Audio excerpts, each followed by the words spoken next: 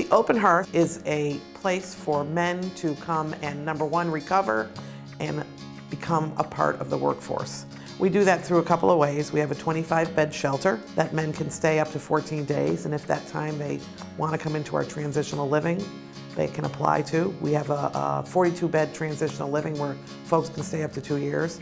We also have a floor that is funded through the Department of Corrections that men stay anywhere from 120 days to 8 months. When their sentence is up, they can leave, or they can come and live in the transitional living, which is really a goal. All of this, though, based on recovery and the ultimate goal of employment.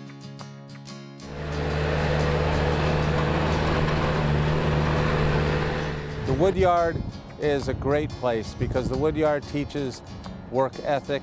It teaches the men that they need to show up for work, that they need to produce, that they get to learn different things and so forth. The Woodyard is not a money maker for the Open Hearth. The Woodyard is a program for the Open Hearth, and that's what people don't understand. This is what we call work therapy for the men. Most of these men never had the opportunity to get up in the morning, take a shower, eat breakfast, and go to a job. They're basically from the rough parts of the street and stuff. So out here, we just give them a taste of what real life is like, and that being get up early in the morning, have breakfast, and go to a job site, do a good day's work, and come back home.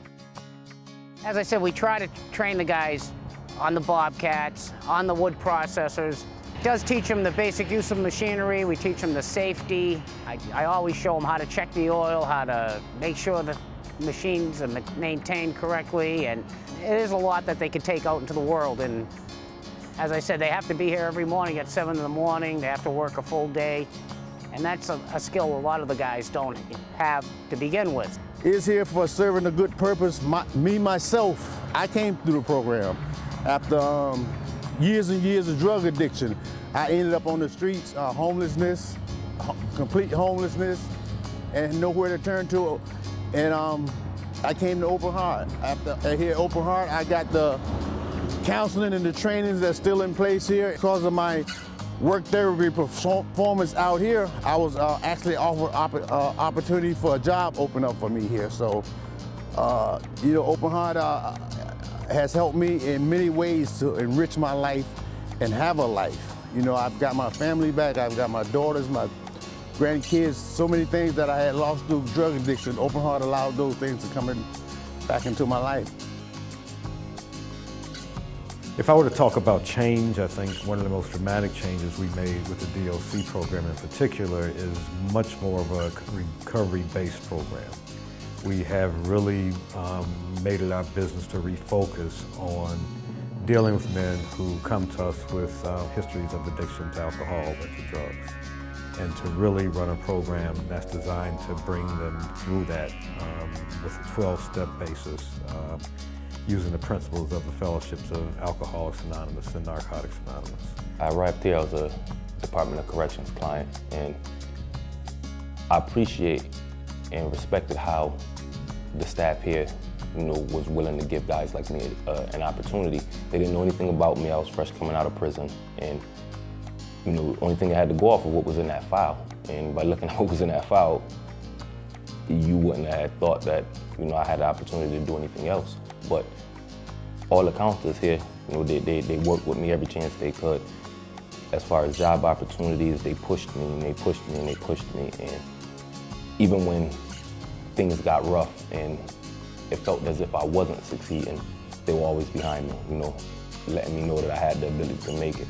And eventually, you know, I did get a job, some things came through. And like I said, after doing my time here and being told to come back and apply for a job, I was more than willing because I wanted to try and give back what somebody gave me, you know, and that's a rare opportunity that you get, in my opinion, to try and right some of the wrongs you've made in your life. And I had a lot of wrongs behind me.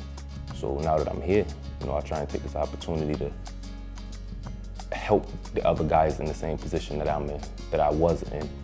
I can relate to them the same way a lot of the guys that were staff when I came through related to me. And you know, now that I'm here, that's what I come here for. That's what I enjoy doing, is trying to show someone else that they have a different road that they can go. They don't have to continue to do the same things that ended them up in prison. It was an honor to be hired here because it is an institution. It is an institution in the city of Hartford. That kind of longevity says to, not myself, but others that not only do we know what we do, that we do it well, but that really speaks to the board of directors and their commitment, but the continued commitment from the funders. So it's not only an honor to work at an institution that's been around that long, but it's also my responsibility to continue to run it. So it'll be here way after I'm gone and everyone else is, but that it will continue to be able to serve its purpose. Would it be nice to be able to say that someday it would outlive its purpose of housing homeless men? That would be the greatest goal. But if it still continues to be a need, we're going to do it well, and we're going to do it in the Hartford community.